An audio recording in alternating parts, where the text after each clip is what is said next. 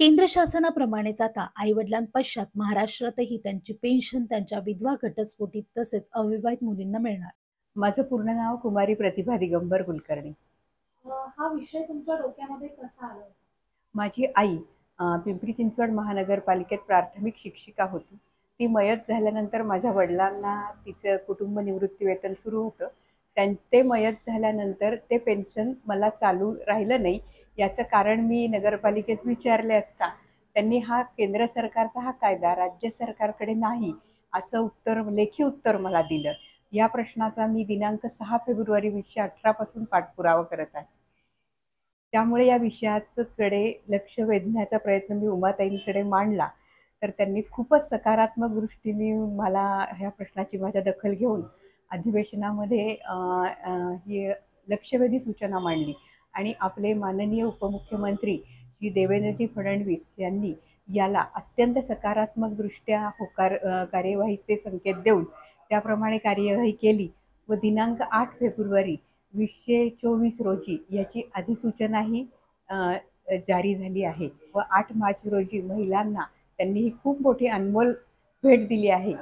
मी आमदार उमा खापरे, पिंपरी चिंचवड.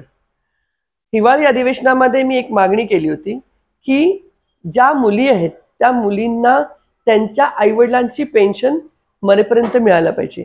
ज्या अशा मुली ज्या विधवा आहेत, ज्या परित्यक्ता आहेत, ज्या मुलींना आर्थिक परिस्थिती नाही त्यांची आणि त्यांना मरेपर्यंत त्यांना त्या आईची किंवा वडिलांची जी पेन्शन असेल ती मिळाली पाहिजे.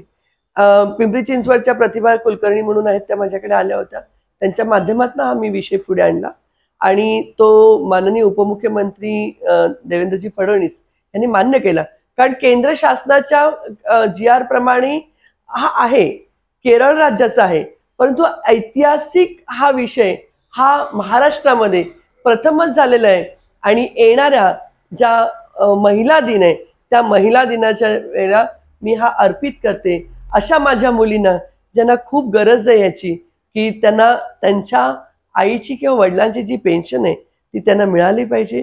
त्यामुळे हा एक चांगलं ठेव आहे आणि चांगलं त्यांच्यासाठी महिला दिनी मी एक अर्पित करत आहे. हा GR 8 फेब्रुवारी रोजी झालेला आहे आणि मी धन्यवाद मानते माननीय उपमुख्यमंत्र्यांचे देवेंद्रजी फडणवीस यांचे तसेच शासनाचे, कारण ह्या महाराष्ट्र शासनाच्या माध्यमातून एक ऐतिहासिक निर्णय ह्या महाराष्ट्रात झाला.